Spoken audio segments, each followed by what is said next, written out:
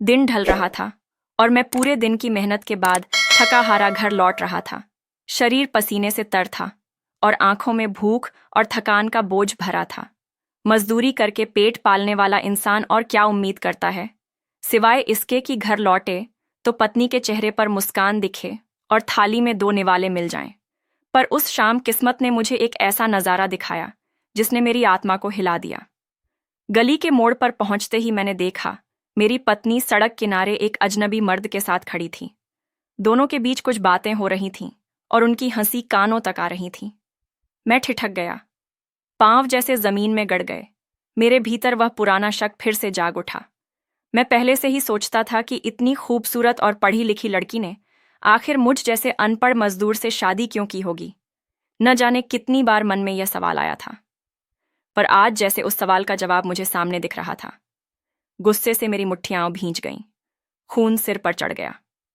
मैं बिना कुछ सोचे भागा और उसी वक्त उसकी छोटी पकड़कर जोर से खींच लिया। वह चीख पड़ी और वह अजनबी डरकर भाग गया। भीड़ में लोग रुक गए। सबकी नजरें हमारी ओर थीं, पर उस पल मुझे किसी की परवाह नहीं थी। मैं अपनी पत्नी को खींचते हुए घर ले आया, दरवाजा जोर से बंद किया और उसे दीवार से लगाकर कहा कि अब बस, बहुत हो गया। आज मैं तुझे तलाक दे दूंगा। मेरे शब्द उसके दिल को छेद गए। उसकी आंखों से आंसू झरझर बहने लगे। वह तुरंत मेरे पैरों में गिर गई। उसकी आवाज कांप रही थी, पर उसने हिम्मत जुटाकर कहा कि एक बार मेरी बात सुन लो, एक बार मेरी कमीज हटाकर देख लो। उसकी यह बात सुनकर मैं और भड़क उठा। मैंने सोचा, यह औरत अब भी मुझे धोखा देने की कोशिश कर रही है। वह अपनी गलती छुपाना चाहती है। उसकी आंखों में झांक कर मैंने पूछा कि क्या तमाशा कर रही है, और वह बिना बोले अपनी साड़ी का पल्लू हटाकर पीठ दिखाने लगी। धीरे धीरे मेरी नजरें उसकी पीठ पर गईं और मेरी सांसें थम गईं। उसकी कमर पर गहरे नीले निशान थे, चोटें थीं जो किसी मारपीट का सबूत थीं। मैं हैरान रह गया, जैसे जमीन मेरे पैरों के नीचे से खिसक गई हो। पत्नी रोते हुए बोली, यह आदमी मुझे कई दिनों से परेशान कर रहा था। मैं तुमसे कुछ नहीं कह सकी, क्योंकि जानती थी तुम पहले से ही मुझ पर शक करते हो। अगर बताती तो तुम मुझ पर ही दोष लगा देते। उस दिन भी वह सड़क पर मुझे रोककर जबरदस्ती पकड़ रहा था और मैं बार बार छुड़ाने की कोशिश कर रही थी। तुमने दूर से देखा और सब गलत समझ लिया। उसकी हर बात मेरी आत्मा में उतर रही थी, पर मन अभी भी उलझा हुआ था। मैंने कहा, अगर सच है तो पहले क्यों नहीं बताया? वह बोली, क्योंकि मुझे यकीन नहीं था कि तुम मेरी बात मानोगे।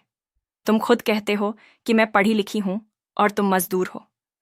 तुम हमेशा यही सोचते हो कि मेरे जैसे औरत को तुमसे अच्छा मिल सकता है, पर सच्चाई यह है कि मैंने तुम्हें अपना पति चुना है और तुम्हारे अलावा किसी और को कभी नहीं चाहा।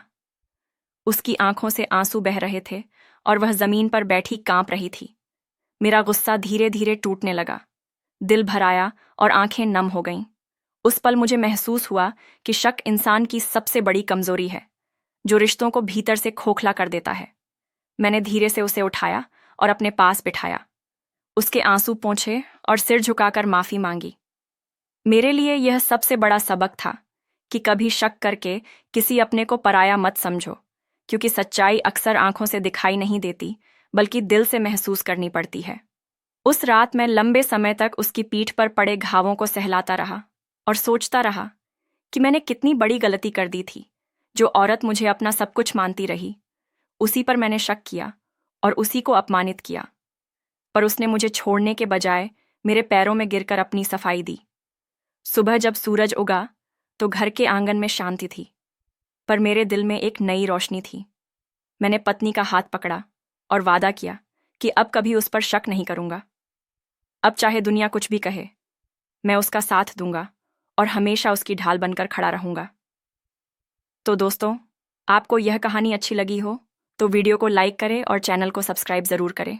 धन्यवाद।